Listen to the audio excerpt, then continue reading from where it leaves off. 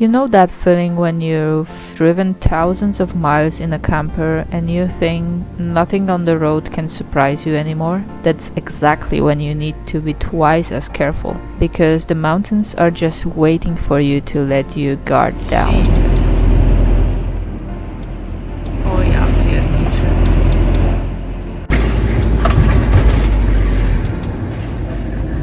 Coś spadło? Nie wiem, może kamen?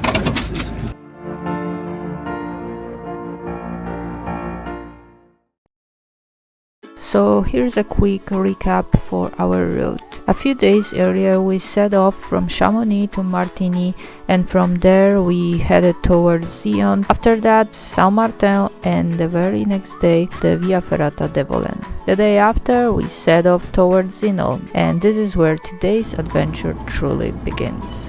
As you drive down from Saint-Martin, located in the Val d'Arens, you'll need to cross the floor of the Rhone Valley before immediately starting the spectacular climb up to Val d'Anivière. The route from Saint-Martin to Zinal is the absolute epitome of an alpine road trip.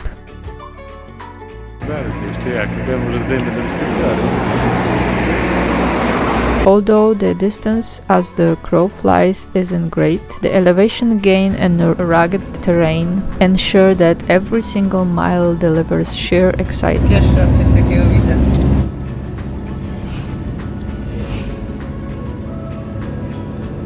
Żeby łąki nawadniano. The road leading up the valley is a true test of skill for any campervan driver. The stretch between Sierre and Vizua is particularly intense, literally carved out of the rock face. Get ready for inch-perfect passing maneuvers and several tunnels that look as if they were chiseled out by hand.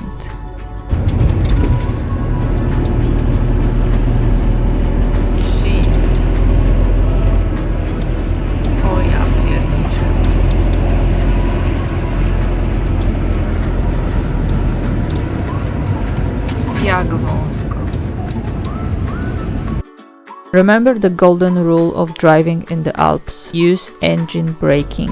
When heading down towards Sierre or navigating the switchbacks to Zinal, don't overheat your brakes. A że tak jak się temperaturka podnosi i spada. Na razie spadła, a nawet teraz jest.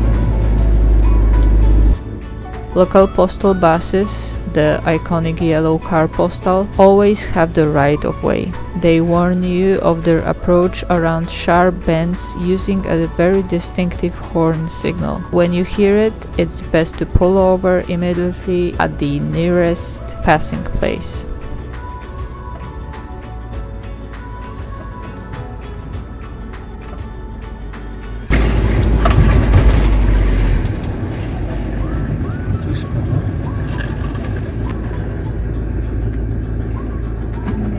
As it turned out, our scooter had fallen over and it was pretty bad. We were in such a state of shock and sheer panic, desperately trying to reload it somehow and just make it to Zinal without blocking the road, that we didn't take a single photo or video of what happened. It was simply impossible at that moment.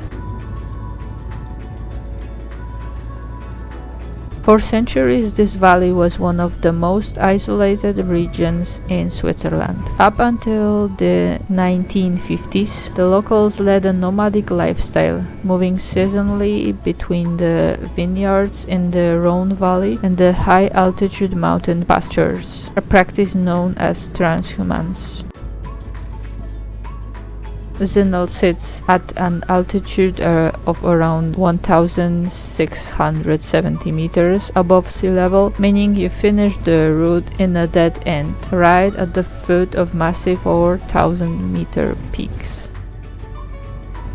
Zinal isn't called a mountaineering paradise for nothing. The village is surrounded by a majestic ring of 5 peaks towering above 4,000 meters. Weisshorn, the highest in the area, Zinal Rothorn, Obergabelhorn, Matterhorn visible from certain trails high above the village, and Dome Blanche. Zinal is very welcoming to mobile homes, but the parking lots at the end of the valley can get extremely crowded. It's best to arrive early to snag a spot with a direct view of the Zinal Glacier. As it turned out, we stumbled right into the middle of a massive trail running festival called the Three Valleys. No wonder the parking lot was so incredibly packed. This iconic event draws runners from all over the world with roads connecting 3 neighboring alpine valleys.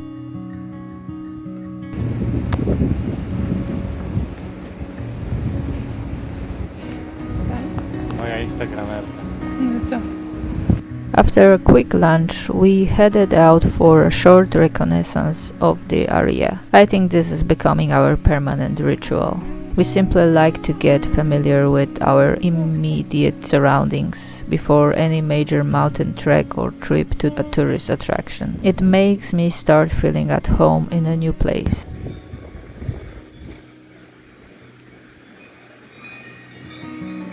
The moment I stepped out of the camper, the soothing sound of cowbells filled the air. Right then, I knew that for the next few days, this would be the melody waking me up every single morning, and it was such a blissful feeling.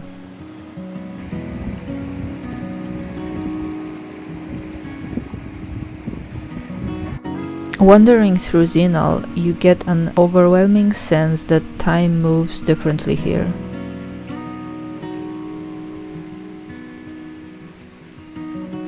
This valley is ancient, and its raw beauty is deeply humbling. Looking at the gigantic, moss-covered boulders scattered all around the village, you cannot help but wonder, how long ago did they break off from the surrounding 4,000-meter peaks with a deafening roar? Hundreds? Thousands of years ago?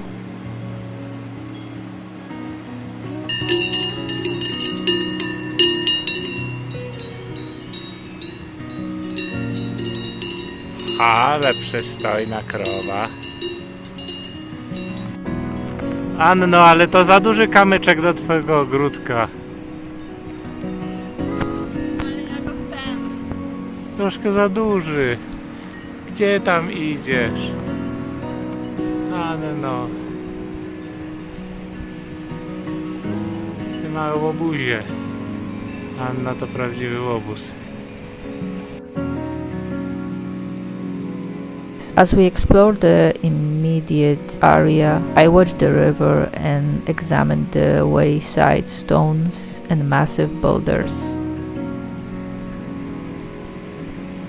Cóż to za kozica?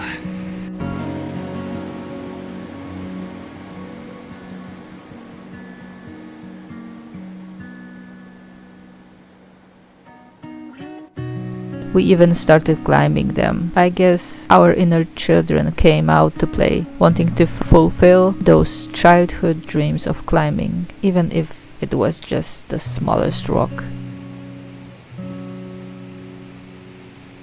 For centuries, Zinal wasn't a place for permanent living. The harsh climate meant that people only came here in the summer to graze cattle at the foot of the glacier. In the winter, the valley fell into a deep icy slumber, completely cut off from the rest of the world.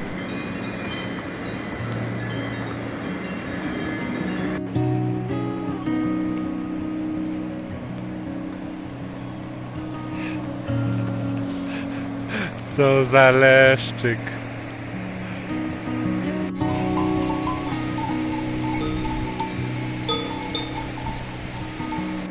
But this isolation is exactly what saved its soul. These stones, the withered large cabins, and the roaring river remember a time when humans were just fragile guests, and the mountains were the true rulers of the valley.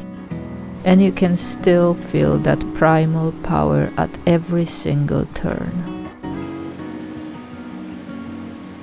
As you walk alongside the Navizence, the river cutting through the Zinal Valley, it's impossible to ignore its extraordinary milky turquoise color. Centuries ago, the locals believed that this water held ancient magic and carried the spirits of the mountains. Today, science tells a story that's just as fascinating. This unique hue is caused by what's called rock flour. As the massive Zinal glacier moves, it literally grinds the solid rock into a fine dust. When sunlight hits the water, this suspended dust reflects the light, making the river look like liquid silver mixed with the blue of the sky. In Switzerland, this glacier rivers phenomenon is called glacier milk.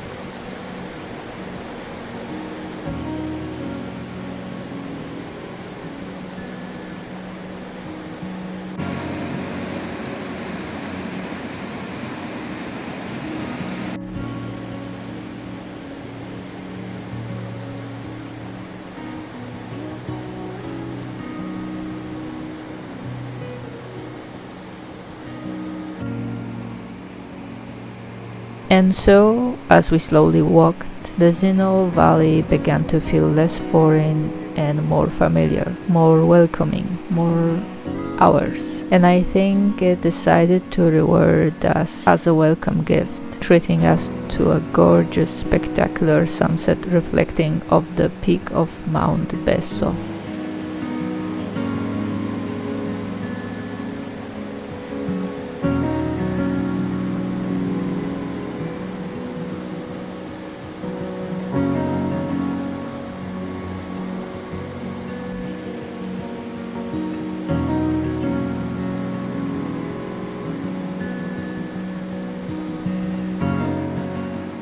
I honestly can't wait to see what tomorrow brings.